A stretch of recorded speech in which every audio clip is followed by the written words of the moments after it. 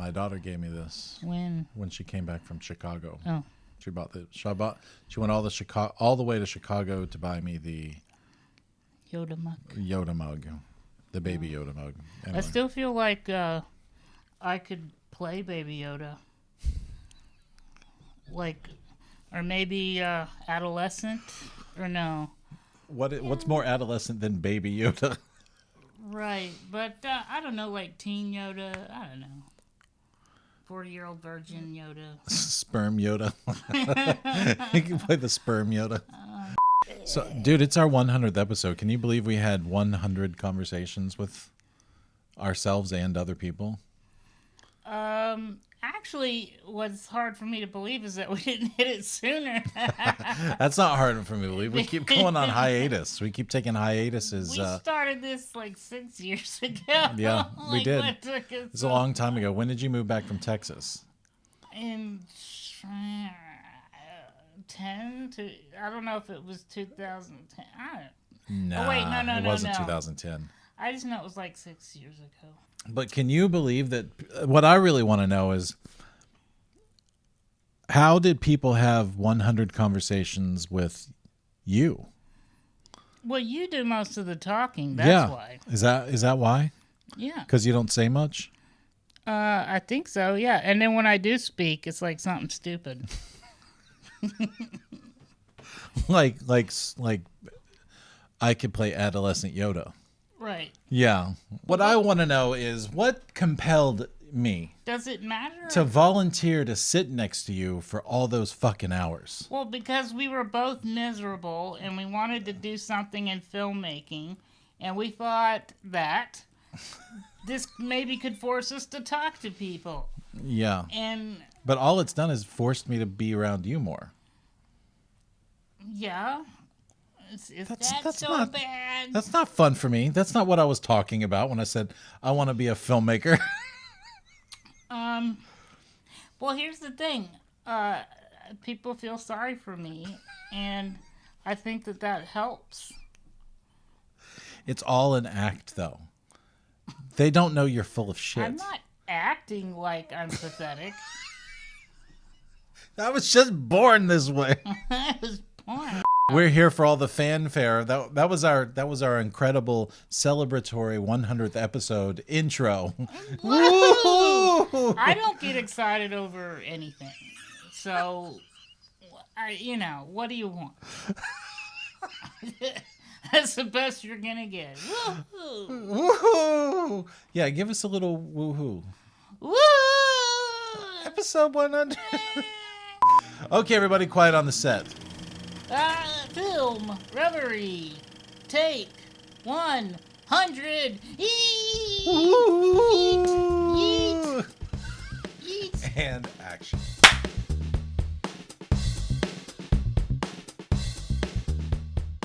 Hello, FilmReverie listeners. This is Michael Beckmeyer, the fucking bane of my existence. Yeah. Balding Ewok, yeah. right? That's my name. And we're here in such a great fucking mood for our 100th episode. And we have with us today Anthony Maywright. You fucking dummy. You just said your name like a question. Anthony Maywright. Anthony Maywright. So, Anthony Maywright. I don't like saying my full name. It's uncomfortable. Anthony Maywright. Anthony Maywright and I met under strange circumstances when I became randomly in his 10th grade year his TV production teacher. Yeah. Yeah. And then a lot of other shit happened, and then now he lives here. Pretty much. Okay. So, but for our 100th episode, we wanted to do something a little bit different than what we normally do, and I wanted to see Brad lose his shit one last time before he leaves town. Yeah. I'll get there. Just. And but we wanted to talk about so briefly. So we've made films together. We've worked together. Yeah. Some would say because I can find no other actors willing to work with me. We got this guy here. I'm the last of the list. The last of the list.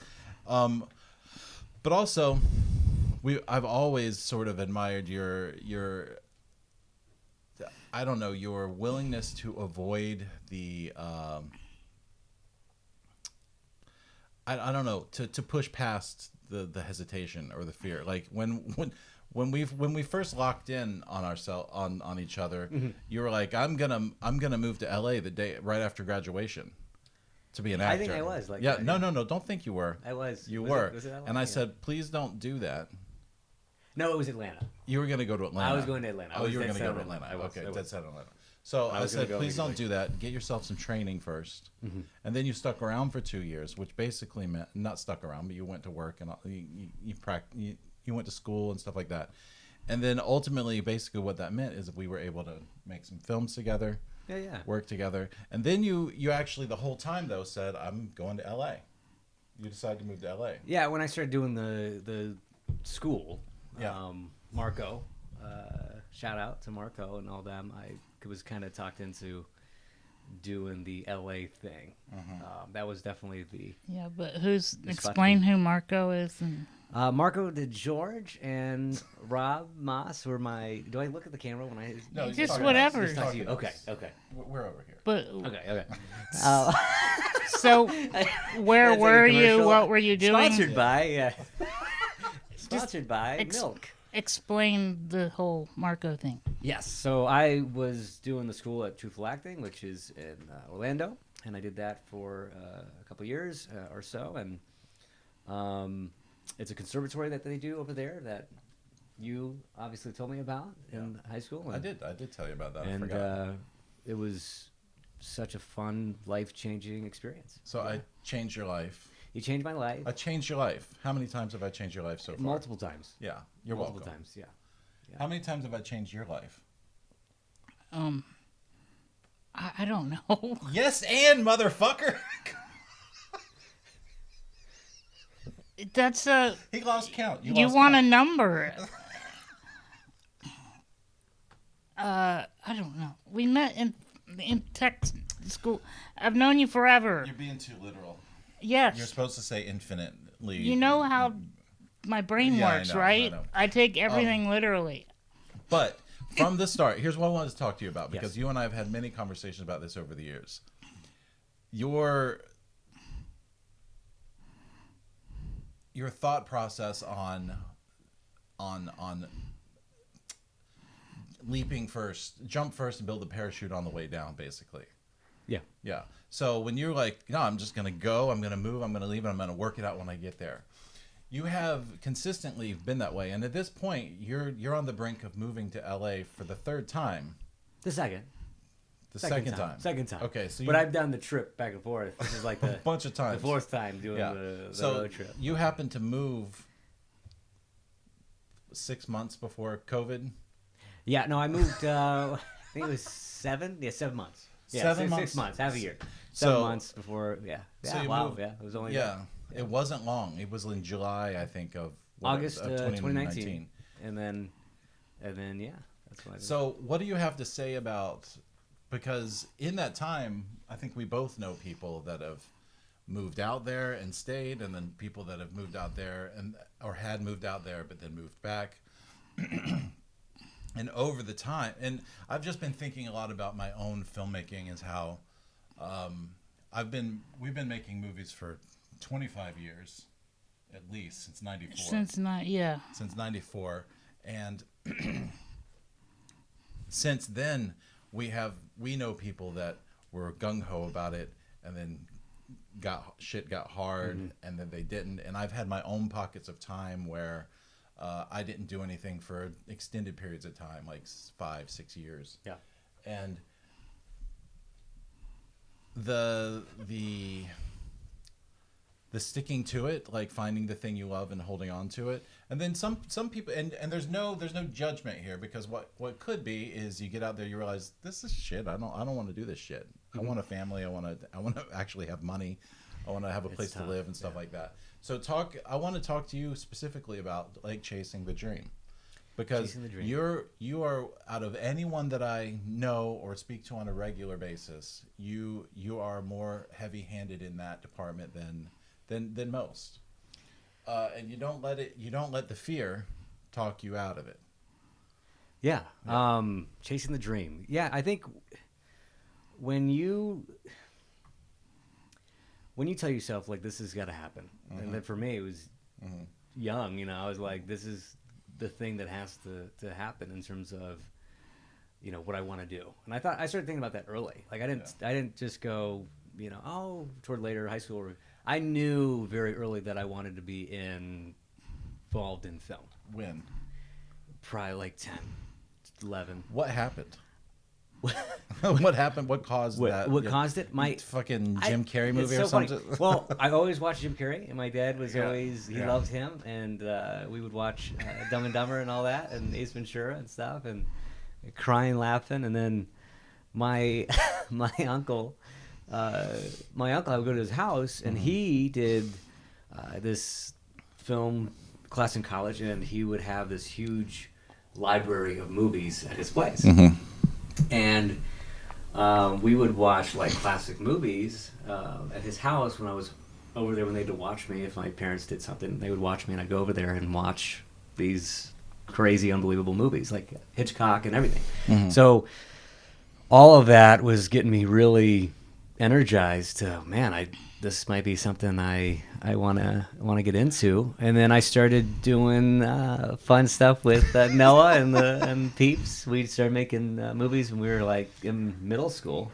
Really? And I was dead set I wanted to be like a director. I was like, I want to be a movie maker at the time. And you realize it's hard, so you decide to be an actor instead. Exactly. So I realized how much work I go to directing and making movies. So I'm like, the actor thing seems pretty cool. But at the time, too, I didn't really see myself as an actor. I was like, nah, it's just not my thing at the time. And you're shyer, too, at that age. Yeah. Like, I was always, Michael Jackson hat, head down, the hair over my face, and no one saw me, saw my eyes while I was dancing because I was so like nervous. But I would do it. I would start doing Michael at like the dances and in front of people. But I was always kind of very coy and nervous. But when I started coming out of the shell, I think I realized that was the best role for me in the filmmaking process. And I was like, that's... So... Yeah. Explain. I'm here now. Yay! Some Hey, switch everybody. got flipped and Brad cheered the fuck up. I have alcohol. No, you don't. Do you? Yep. Right here. See what it does? I'm just drinking tea. Dunkin' Donuts, baby. I want you to explain the process of coming out of your shell and opening up. How did you do it? Because there'll be people who are like, I can't do that. I mean, how did you do that? You can't just decide to do it. What was your process? How did you do that? Practicing jumping in front of people. Because it was always hard to do, and it still is hard to do. I think being in front of that social atmosphere almost takes practice, and getting in front of people and talking to people takes practice. And So you had to force yourself to do it. I would force luckily my dad, he grew up. Oh, your dad's a performer too. In New York. He moved down and was a singer in Your dad Orlando grew up back in New then. York? I don't think I knew that. Syracuse, yeah. Huh, okay. Syracuse, and he came down here when it was going to be Hollywood East.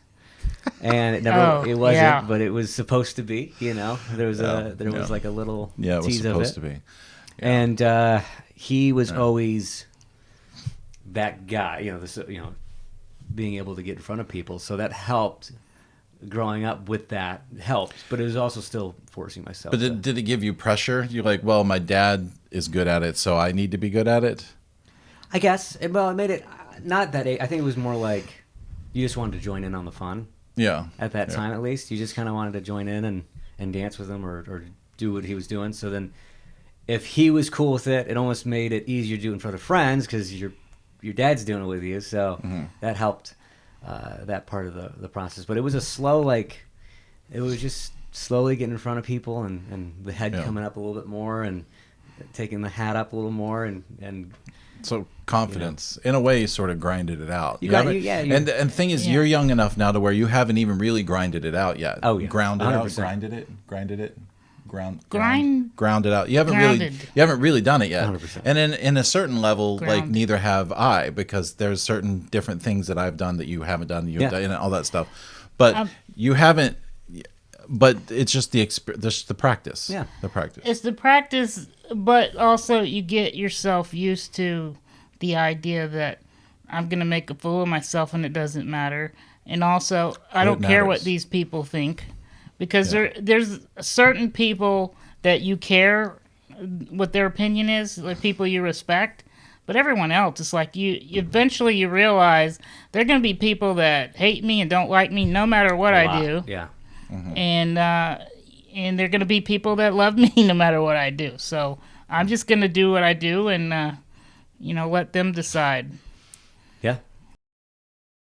Yeah, Jeffrey Lebowski is, he's got to be There you right go. fucking there. every episode. So we talked about this a little bit because Yeah. here's the thing. I am about to turn 48 years old. So what does that make me? I was How old are you? wait. I was going to stop you there because I was going to keep that kind of low key. Are you, you're gonna keep my age? No, my age. Oh, okay. Yeah. Okay, so you're a child. Sure. I like that. I'll Compared to take it. me. Compared to me, you're a child. Okay. So I'm so much older than you that Just a little bit. I've lived and died over and over and over again in different iterations of myself and all that stuff. And the older you get, the more you realize, like, that you get to a certain point that you realize, I've forgotten a whole bunch of versions of myself that I used to be. Like, I even forgot that I used to be like that, or I used to be that person. So one of my things is my daughter's graduated high school, and when I first got divorced from her mom, I was like, I'm going to California. I got to get the fuck out of here. I don't want to be here anymore. There's everywhere I turn, there's like this like, I grew up here in Orlando. So everywhere I turn, there's like, I remember when that used to be a Dunkin' Donuts, but now it's a Burger King. I remember when that, I remember that disappointing night that I had right there at that street corner, and all, it's surrounding you. So psychologically, I kind of felt like I needed to get out. Yeah, absolutely. And I said all the way through and I was going to leave. And then I decided that I didn't want to uproot my daughter and take her with me. And I definitely didn't want to leave her behind. So I stayed. And I said that whole time, when my kid gets out of high school, I'll go. So, but I'm still here. Yeah. And we've talked about this a lot recently. I recently read, finally, after 20 years of like needing to read it, I read The War of Art by Stephen Pressfield. Okay. And he talks a lot about resistance, the pushing back, that as soon as you say something, as soon as you go on the record with something, I'm going to be a filmmaker, the universe starts conspiring against you and starts sending you resistance. And resistance shows up in forms of your ego saying, don't do that. People might think you're stupid or dumb or might not like your thing. And it's going to be embarrassing if you make something and people don't like it, then blah, blah, blah. The ego also, I'm not the ego, resistance also comes in forms of procrastination. I'll get to that tomorrow. I worked really hard today. I'll put my writing off till tomorrow. But resistance pops up with anything. It's like you decide you want to lose 10 pounds. That cheeseburger looks really fucking good right now. You decide you're going to run 100 miles a month. It's too hot outside right now. I'll run tomorrow. Like, you never get there by doing that. So I know what I'm experiencing is resistance. Like, what I'm experiencing right now in my life is resistance. And I've had multiple. The older my kid gets, the more existential crises I go through over time. And I tell everybody that I don't really feel older on my birthday. I'm about to turn 48, so I don't on my birthday every year. You just get warmed up. I don't ever feel older. I feel older when my kid turned 18. That threw me into it's like, you're getting old, man. Look, your kid's already 18. But when on my birthday, I can blow it off and go eat a taco and be like, it's not my birthday. Let's go to a movie, But there's the that is resistance. It's all resistance, and it's partially your ego protecting you. Anytime you want to meditate, I'm going to sit here and meditate. What happens? Your mind starts sending you little ping pong balls of your mind starts bouncing around all over the place. That's resistance, because you've decided, I'm going to sit down and meditate here for 20 minutes. You try to sit still. I'm going to sit perfectly still for 5 minutes. You start feeling itches everywhere. You start getting twitchy. Mm-hmm. It's resistance. Everything is resistance. Yep. You are particularly good at pushing past the resistance. I know you have other things that you have other things sending you resistance. Just jumping off the cliff and going to LA, or moving off to transition to somewhere else to follow your art, your craft, whatever. Yeah. That's not it. Like, because you have, again, you moved in the summer of 2019. And everybody was like, haha, let's see you. We made a couple of films like the last 2 weeks before you left, I think it was. Only one of them has come out, but Manifest will be on YouTube soon. So if it's not right now, at the time this show comes out, it will be soon. And Safe is another one we're about done with. We ran you through the ringer on both of those, 2 completely different films. Mm-hmm. Anyway, but you left. You hopped in your 2008 05. 2005 with 150,000 Toyota miles. Corolla with 150,000 miles with your grandparents. And this time it was automatic, because I owned a stick. It was the same car, 05 stick, and that was that was a huge upgrade. Oh man, you felt like you were sitting pretty. So money driving with that thing. Have you ever driven a stick? Yes. I think it's a dying art. Like the fact that I liked it. that you can drive a stick shift. Mm-hmm. There's so many people, they don't really. No, yeah. It's more fun. You can feel it's fun. like I'm Fast and the Furious. Family. Nine. Yeah. Family. Family first, and I just put it in first. Family first gear. So, but you got out there. Coronavirus happened. Everything got shut down. You're like, I'm gonna have to come home for a few months and wait it out, because everything you were just getting settled there. It's not like you had a job. You had actor job. You had artist jobs. You were a catering guy. You were whatever, all that stuff. I don't know if you want to talk about all that stuff, but you had regular gig economy type jobs, and they all shut down, especially in California, because California took everything really seriously. Mm-hmm. So you decided to come back to Florida, where they don't take anything seriously. And you rode that out for a few months, and then it's like, well, my lease is up. I'm going to go back out there and see what happens. And then you ended up like really just deciding to move back here. Like, how hard was that? Because in my mind, I think, no looking back, if I get out there and I come home even for a weekend, I'm going to start thinking about staying. It's funny, like I never thought of it yet as that. Weirdly, it was like, I guess, a very special exception with everything that happened. I never, even last August when I was considering coming home, I never felt like I was coming home, like doing the thing, coming back, and that was it. Because my heart was still in LA, my mind, my mentality was still, making sure that I get back there. Obviously, a lot of times people leave and they come back and they get settled and it's done. They don't come back, and I know people that won't. But I was still, the energy was at least, there was waves of, not motivated and then being very motivated, but for the most part, I had my energy still in LA, and coming home it felt good. It actually I just felt like a smart thing at the time, more so than like a defeat. And now you've been back here longer than you were ever out there in the first place, right? Yeah. How long you've been here? When did you come back? I came back. When did you officially come back? September. Oh, so almost a year. Almost like 10 months. 10 months. 10 months, yeah. About 10 months, 11 months, yeah. 100%. I mean, you were here so long, you even had to move in here for a couple months. Yeah, I was crashing at my daughter's room. Yeah. I was at family the cottage in Lake Placid. The family cottage in Lake Placid sounds like you're on fucking vacation. You fucking dumbass. The family cottage in Lake Placid, Florida. Were you smoking a pipe on the porch? Thinking about my dreams. I should have a pipe. I should have brought it. Dreams. What are they? They're just dreams. I sat there and I got bored And since the third wave came, because I was going to go back in January, I'm going to do this for a few months. Yeah, dead set. Come back, because if I don't come back in January, I might get really settled. Yeah. So then, when they had the third wave in LA, everything shut down crazy, and I'm like, all right, I can't do the Lake Placid. I'm bored. That's not happening. And the Spot with You opened up, which worked out beautifully, and I thank you to this day for that. Do you know that you made the smartest choice ever? Like, if there's anything that'll keep you feeling unsettled, it's living with Brad. Yeah. That's, you can't even argue with it. No. He's like, yeah. I noticed, like, whenever, like, he sees you in the kitchen, like, conversation. Well, we have a history. But... Well, you told me, like, you say, like, try, like, don't. Yeah, you did. You told him not to talk to you.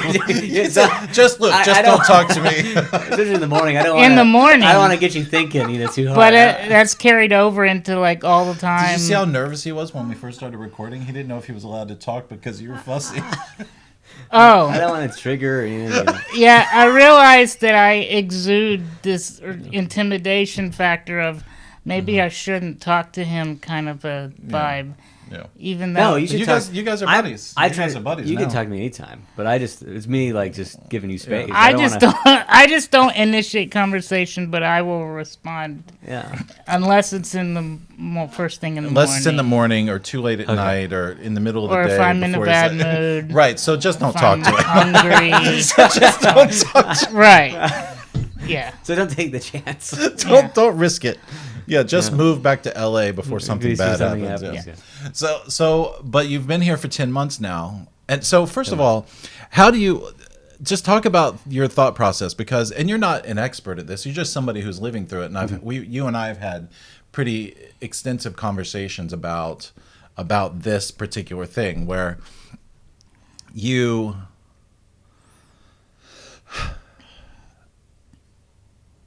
the disappointment, you're like now 2 years older, 2 years have gone by and you still haven't gotten the thing that you've been wanting to do since you were 10 started, because you've got almost got started.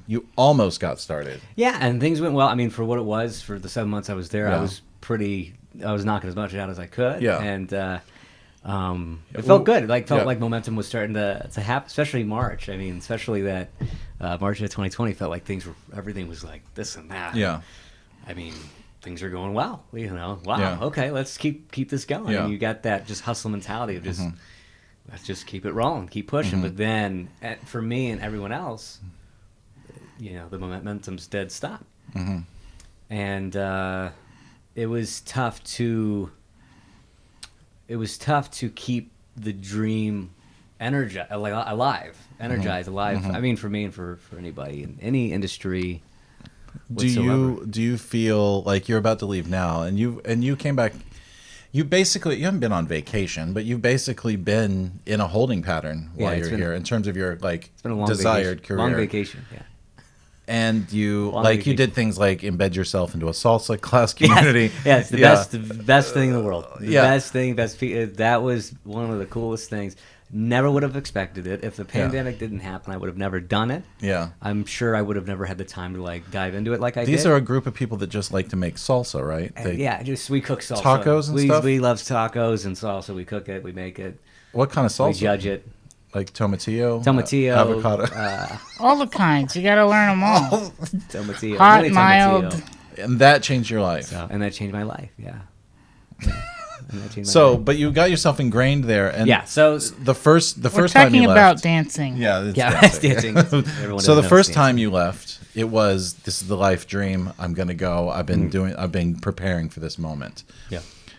This time you had to pause everything over there. I don't know, over there, and come back and just wait it out, ride out the storm, And now you're about to go back. What do you got? 5 days away from going? 6 days. You got a week. Leaving in a week. And which time was harder? The first time. The first time was harder. Because it was harder. You never You've never told me more times than this time around how much you were gonna miss me. I'm gonna miss you. Well, I'm gonna miss you. I Like miss you last, already. I miss you I already. miss you already. Well, 'cause I The didn't last time, live with you last time, so I didn't get to miss you as much, you know. but he even told Brad he was gonna miss it. Yeah. Even though he was afraid he was gonna get his head bitten off when he said it. Yeah. We barely speak, and he's like, "I'm gonna miss you." The energy. Brad, the Brad, energy. I don't know what it is about The you, but energy. people that don't know any better somehow like you. My students all love you because they've seen you act in our movie Totally Awkward, Really Yeah. Pathetic and Totally Awkward. And something about the hummus and the cheese squares cameo just makes everybody think you're like the most fun individual. And then they meet you and they're like, holy fucking shit! What just happened? It's like that saying, I think Betty Davis, I can't remember if it was Betty Davis, but actresses will say, men will often pursue me and then they'll go to bed with me and then they'll go to bed with like who they think I am, but they'll wake up and it's just me in the morning. That's so funny. That's what Brad's like. Yeah. When they meet Brad, they find out, It's just yeah. The illusion is shattered. We pulled back the illusion. curtain. We pulled back the curtain. So I'm naked, full of hair. Yeah. full of curtain. hair. The shower curtain. Full of hair makes it sound like it's coming out of your mouth. I'm full of hair. Okay, so what do you tell people? Like, what are you thinking when you're going? What are you doing? Like, you're about to hop in a car and drive across country for at least the. Oh, it's insane. I mean, How many times have you done it? I've done. This is the fourth time I've done the trip. I've You moved the first time you moved out there. I moved out there. I came When you back. moved out there the first time, had you even ever been there before? I'd never been there. I never visited. Nothing. Right. Because You had friends and here's that you my were moving in with. here's my defense of that. I was glad that it worked out that way because I almost did visit, but it was like even to prove a point of I was going to do the thing I wanted to do and the living aspect of it, like in terms of the comfortability of maybe the traffic or the homeless and all that stuff, which is an issue and it does get annoying and it'll give you some interesting days out there. But on homeless people or being homeless? being homeless, traffic, the whole thing, the grind, and the living. Yeah. When you're not kicking ass out there, you're feeling it. Because The times I've been to LA, the 2 or 3 times I've been out there, they're obsessed with talking about traffic. Traffic is like, well, if you take the thing and the thing, they even did that spoof on Saturday Night Live where they're talking about what roads they take. Oh, yeah. They're really like that out there Yeah. because it's traffic. It's everywhere. Oh yeah. Yeah. So that would be annoying because I avoid I-4 in Orlando strictly because of traffic. I don't it's a take lot. I-4 for it. It's a lot, but you get used to it. One thing that's nice about the traffic is like at least if the GPS does a good job of going, it's going to take you 40 minutes to get to this place. It's only like 7 miles away, but at least it's going to be 40 minutes. So you can plan around, okay, it's going to take me 40 minutes to get there. Sometimes with Orlando, it doesn't really have a lot of traffic. So when it does have traffic, it's unexpected, and you're like, shit, I'm late. Cause, That would drive Brad crazy. Well, First of all, Brad has struggle getting places. He's like a disheveled person. yeah. Getting places on time is a struggle for him. Plus, if you add in I just have 40 to. minutes worth of bad traffic, he's I gonna have lose to his get. shit. I have to get ready 2 hours before, and then leave like an hour and a half before I need to be there. Because if I'm going to be on time, I have to leave ridiculously early and get up ridiculously. Because I'm the tortoise that I'll finish the race, but it takes a long time.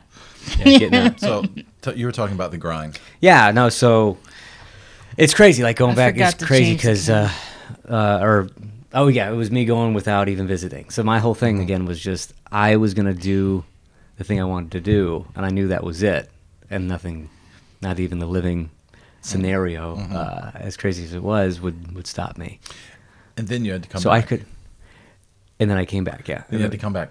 Were you afraid when you came back that you were going to get settled in? Yeah, I had to keep reminding myself. I almost did plenty of times too. I think You almost did settle in. You're almost. Oh my God, didn't. there's so many times I wanted to quit. I mean, even You out haven't there. even gotten started yet. Talk about it because that's Yeah, what yeah, I'm talking yeah. about. That's the resistance that I'm talking there's about. plenty of times where you're like, okay, this is not happening. All right, you know, this is crazy. You're sitting there mean, in a 1-bedroom apartment with 2 other people going, don't they have actors in fucking Orlando? yeah, don't they have some movie being made? I guess. If I have to see a homeless guy change his clothes on the back of my truck one more time, I'm gonna freak out. When I was my first trip to LA, and by the way, I mean it's an ugly situation. I don't know what to do about it, but yeah, I literally the first thing I saw when I got to LA is we parked the car. I got out and there was a homeless man pissing in a garbage. Oh, of can. course, yeah, absolutely. And the person I was there with said, "Just welcome to LA," and I'm like, "You guys just like walk, you just like they're sort of like when you stop and think about it, it makes you sad and depressed and upset and all that. So they just kind of it just exists around it. It's like a movie that's Yeah. playing in the background Yeah. that they've seen before. Yeah. Yeah. Yeah, I mean, it's ugly. It's ugly. I don't think I situation. could handle that Yeah. on a daily basis. I would need to be somewhere where I'm not exposed to that all the time. Yeah, it's a lot. It's a lot. Yeah, so. it's hard enough to deal with me with normal circumstances, but having to see that, Yeah, wow. yeah. That's almost Yeah. like another question I would have for you is, how do you, like all the fear and everything, and also like I'm afraid for you going out there because I've been seeing a lot of people who are leaving LA because it's just There's a mass exodus. there's to a mass California. exodus. California's a mass you know, exodus. people on YouTube 100%. and all of that, and everything I'm hearing, I'm like, what are you doing, And that- right? Yeah, and at some So- point it could change the industry if the casting directors start moving out to Atlanta Georgia, or yeah. Florida or New York or anything like that. Then Hollywood could start becoming not Hollywood and it'd be other locations because of how much people are, like you said, exiting How do you deal with it Over there. emotionally? emotionally. Like, not all you got all the regular Leslie, fear, emotionally, I don't. but then when you leave, I don't think you about see it. that, and then you're like, that could be me in a few months. Right, that could be me. If you Yeah. don't get that job in gay porn, Yeah, yeah, that could be you. that could be me. That could be it. Yeah, it's a lot of there's a lot of unknown. I think the first time, that's what made the first time so hard, was because there was so much unknown. You had no idea what to expect, and I didn't know. I mean, I didn't know anybody, which didn't help. But I also didn't know like how long it would be until I see my peeps again, my people from here, and I didn't know if not seeing people from here, how much of our relationship would be tampered because of that. If I would start losing the quality of my relationships that I've taken my whole life to make, am I going to start losing those? Well, you did abandon them. And I think, yeah, You I walked did. out the I door. abandoned them. It's Yeah. so sad. So, but that was, I mean, that was the concern. That was like, you just didn't know. There was so much you could just start going down a rabbit hole of fear of like, oh, what if this happens or what if that happens? But and weirdly, with COVID and being back and forth so much the past year, it's made me realize that it's a plane flight away. People still remember, you know, Nobody's the quality. forgotten you. Like, you know, your close peeps, you're still your close peeps. You don't lose that. Yeah. They respect what you're doing. It's okay if they don't see you as much anymore, but it was a lot of that stuff. That fear of that stuff, that's resistance. I'm telling you, everything There's is so much. resistance. There's a lot. Everything There's is a lot. resistance. And the trick to being Stephen Pressfield talks a lot about resistance and all that stuff, but he also talks about turning pro is another section of the book, and it doesn't mean professional under the definition of somebody paid me to do a job. It's just acting like a professional before you're a professional. Yeah. So I've been in production before. I've been paid to be an editor. I've been paid to write scripts. I've been paid to shoot things and edit things and all that stuff. And Brad has too. You are too at that point. But I mean, you've never edited anything very good. I mean, No. I have the videos from high Appreciate school it. to prove it. Well, you're the teacher, so Just kidding. you taught me. But you tell me. You taught me. Oh, yeah. I tried. You know, So, you were pretty absent. I'm your last the year. product of your. But so it's not that kind of. So in that realm, we are professionals. You've been paid to act at this point, like, you know, not by me, but Yeah. but Barely. A little bit. But turning pro is like the mindset required to is required to keep working, because the only way to fight the resistance is to get up every morning and do it. Follow a process, follow a routine, stick to it. If you're gonna write every day, you get up every day and you fucking write. Yeah. It might be shit. You might throw it out at the end of the day. You might hate it. It might be something no one ever sees. I know a lot about that. I have 24 screenplays. I'm working on a 25th, and it's like, no one's seen them. Like, people have seen like very little of what I've worked on, but I'm not patting myself on the back. But what I'm saying is, it's the mindset required. So you have to act like a professional. Professionals don't sit around and worry about what people are going to think about them. They don't sit around and worry about, are my friends going to forget about me? Yeah. You know, and it sounds cold and callous to view it that way, but a professional is only concerned with the thing, like whatever it is. Yeah. So we have to do it. It's hard, but it is the sacrifice and the commitment that artists or creative people have to make to be the conduit of like art, you know, whatever. Yeah. I know it sounds pretentious, but like to be the person that story or that performance or that thing comes through. Like, we only get there by being a pro. We don't, you know, anybody who gets there on accident or stumbles into something because they know the right person at the right time, they only get to stay there if they've earned it. Like, you might get That's something that you feel like you don't deserve at first because you know how hard it was to get where you are. But you only get to really stay there for an extended period of time if you earn it over time. Yeah. Absolutely. Kind of like not Goodwill Hunting, Saving Private Ryan. Yeah. You know, the end where he's like, earn this, and you're like, don't say that, man. Everybody just died. Earn this. Oh shit. Yeah. You know, and it's like 50 years later, that man's crying at the gravesite, going, "Am I a good person? Yeah. Did I earn it?" That's it. And with like creative people, I know so many people who say they want to do a thing. And I'm talking about myself here too, because like we were talking a little bit about like my resistance to like leave town, you know, to blow up my life and go somewhere else, because I'm older and all that stuff. But I know so many people who still 15 years later say they want to make movies, and they haven't even written one thing. They haven't made a thing, and it's their ego fucking with them. You know, it's like It's fear of the failure of people rejecting. And you wait rejection. Yeah. And if you wait too long, 4 or 5 years down the road, now you're like, I've been saying for 4 or 5 years I was going to do this, and now if I do it, there's 5 more years of me talking about it.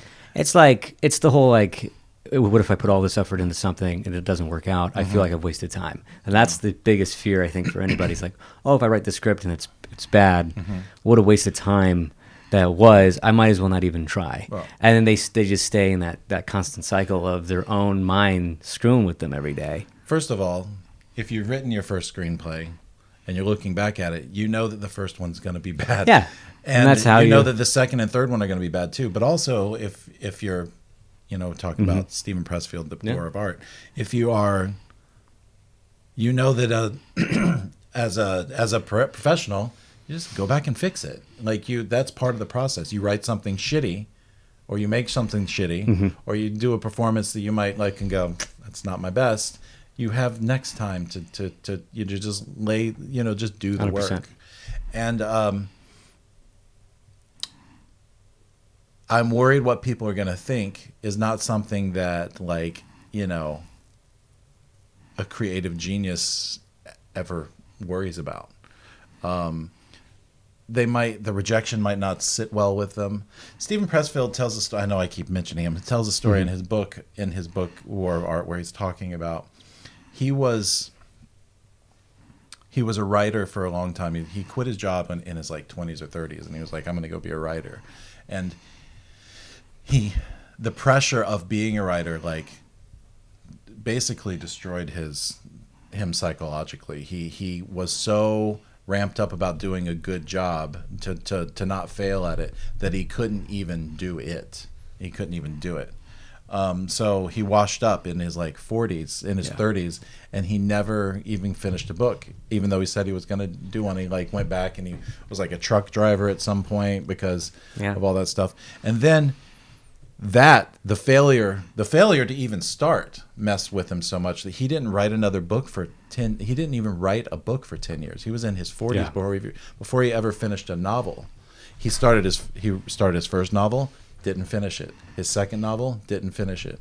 His third novel, he finally finished, and he said once he finished that, no one ever even bought that book. Or the next one. He wrote 5 or 6 books before anyone ever published one of his books, and he was in his 40s.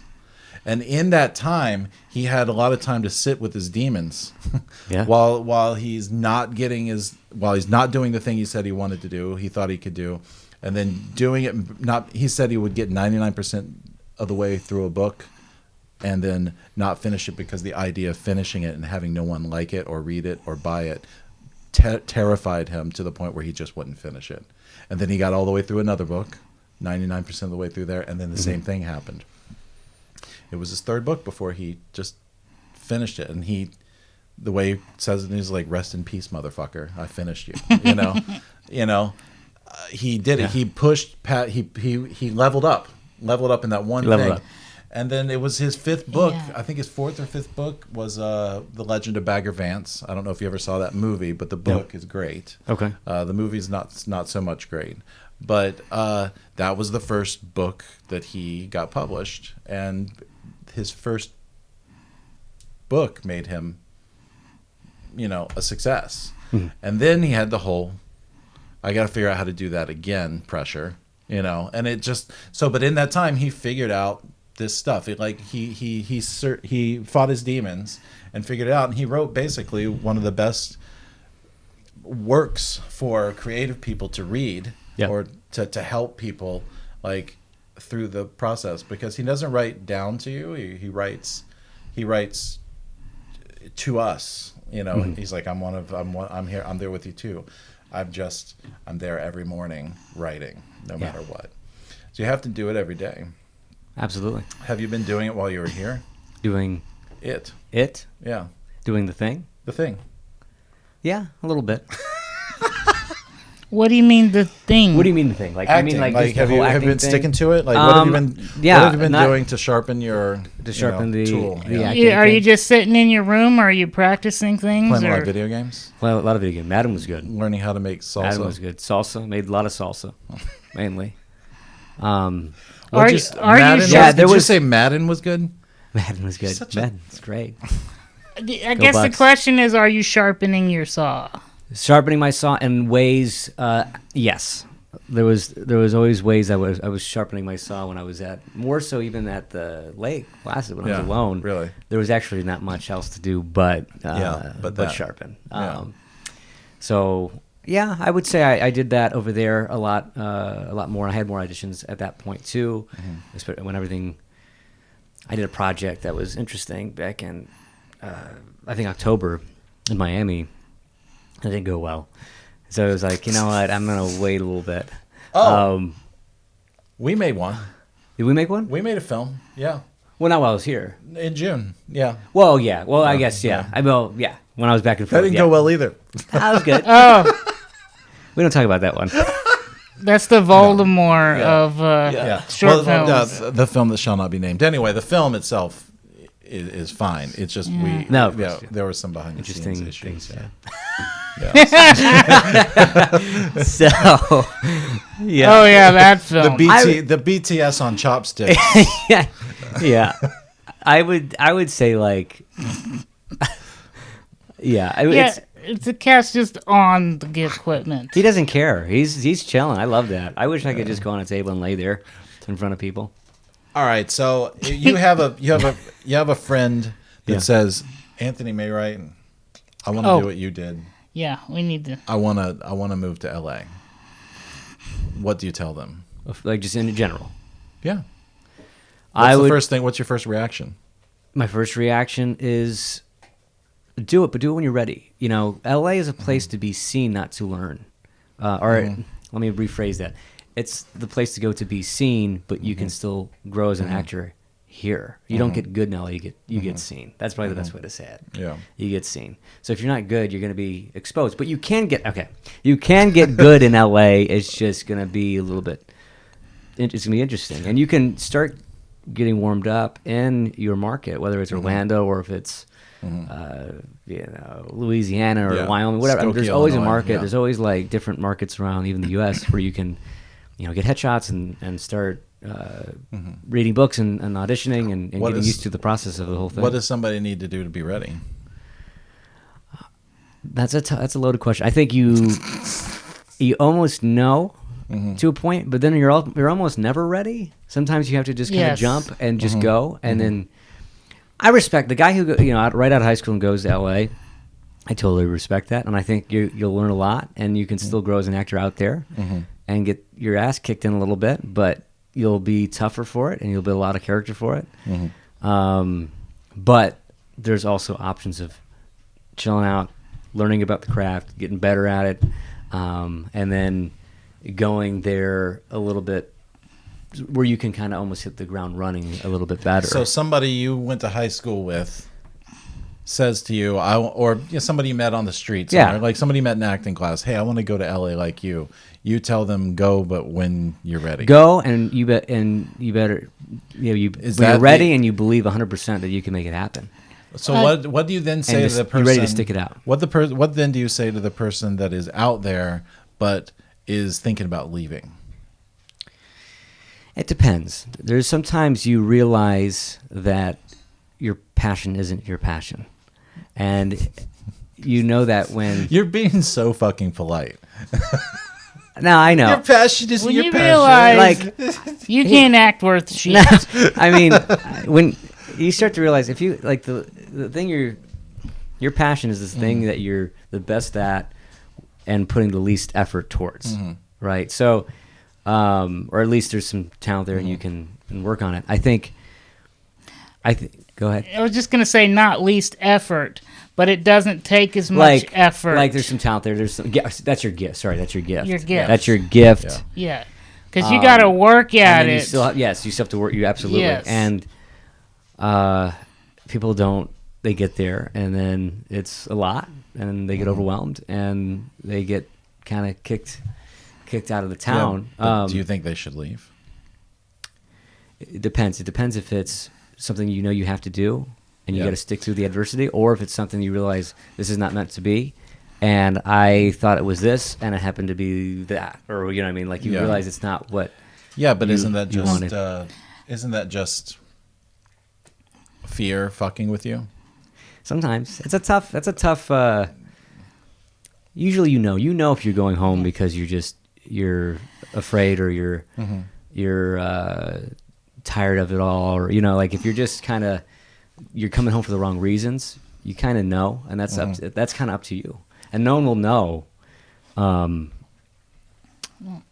the truth of that. Like if it'll be you who knows if it's you're making the right decisions to come home. Yeah. I need to say though, this is going to be the subject of our next episode. Yeah, we're gonna do another show with you, and we're gonna talk about that. We really need to wrap up. Okay, we have to 100%. Let's do it. Okay. So if there's anything, you have website or Facebook. Yeah, just tell people where you want to go. We'll wrap up. Yeah, part 2 in a minute. Tune in. Keep you updated on the website, AnthonyMaywright.com. I'm like so shy about that. Follow me on Instagram at Anthony Maywright, and for all the salsa videos coming soon, hopefully. Yeah, definitely. And do you have your own line of salsa? My line? Your line of salsa, like Maywright's salsa, like Tomatillo. Tomatillo, yeah. Yeah, I'm getting there. So I'm getting there. how do you spell Maywright? Maywright. Wait for the W. So that's your Twitter, keep Instagram, updated. all that. Pretty much, yeah. Everything's pretty much Okay. The straightforward. TikTok. TikTok, that's just me screwing around. I mean, that's whatever. Yeah. All right. Yeah. Yeah. As always, Thank you so much Yeah. for the part This has one. been It's weird. part one. Thank you. Yeah. Yeah, we're gonna try to. We'll have you back for another episode. Yeah, we're gonna Next episode, transition yeah. right into just California, I guess. Let's do it. All right. To get in touch with us. Oh, yeah, there you go. That's a button to press. No, it's this one. Okay, there you go. To get in touch with us, you follow us on Instagram or Twitter or anything. It's Beckemeyer and Balding Ewok. If you want to send us an email, it is filmreveryepodcast@gmail.com. Also, Super Mega Ultra. Oh, yeah. Yeah, because we're on Facebook and Twitch and YouTube as Super Mega Ultra, and we do live shows and all that. And yeah. We are smuentertainment.com is our website. That's it for this time. We'll be back next time with another episode with Anthony Maywright. We're going to be talking about transitioning to California, I think. Oh, okay. During the pandemic. I thought you were going somewhere different. Transitioning. Yeah. Transitioning. All right, that's it. And cut. Press the button.